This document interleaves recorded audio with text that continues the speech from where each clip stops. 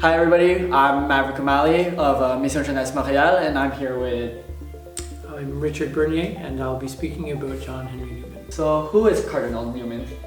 So John Henry Newman was an English priest. He lived in England from 1801 to 1890. He was a priest of the Church of England, and then in 1845 he became a Catholic priest.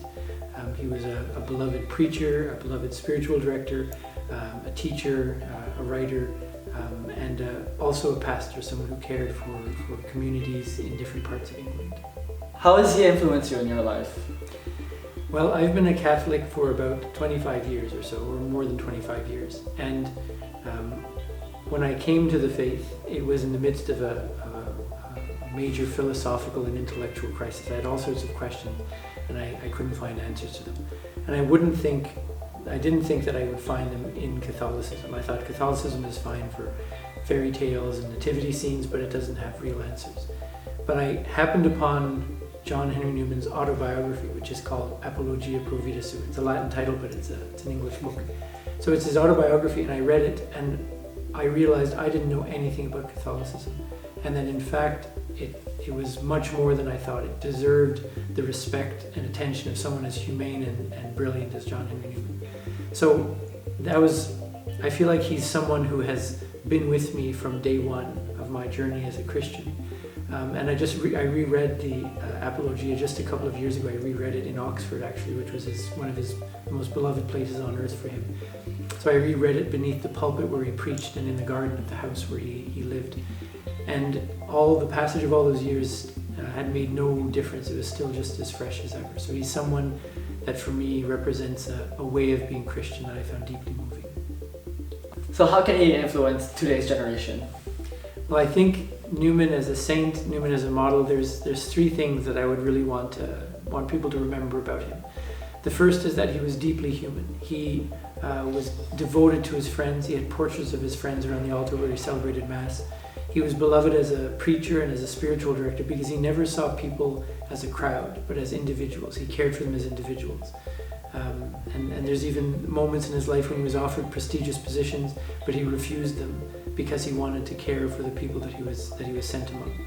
So that's one thing I would want people to remember about him, that he was a saint who shows us that we become saints not despite our humanity, but with all of our humanity, all of our strength, and with our quirks as well, and sometimes our weaknesses. The second thing I think I'd like people to remember about him is that he was a saint who experienced failure. He knows what it's like to have projects taken away. He had a particularly crucial exam as a young person that he failed, and it felt to him like life was over. We've all had that experience of feeling like life is over, something doesn't work out, and we feel like that's it, we've missed our chance. He knows he knew what that was like, and yet he is a saint. He is, by any measure, a real success, and so he reminds us that holiness it doesn't mean we never fail or never have discouragement, but that we persevere.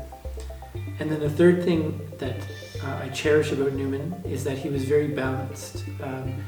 He came into the church at a time when his way of doing theology was not customary. It was new to the Catholic Church, or at least it had been forgotten in the Catholic community. And so sometimes people saw him with distrust. He wasn't doing things the way other people were doing them.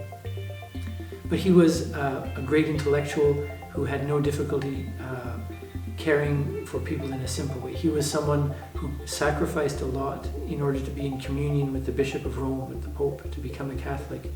And yet he wanted that office, the role of the Pope, to be exercised in a way that was life-giving, not in a way that would stamp down on people or would discourage people. He described revelation as a forest, not as a macadamized plain. In other words, not an asphalt road. So he reminds us that the mystery of God is not something that's exhausted by propositions. So that's the third thing.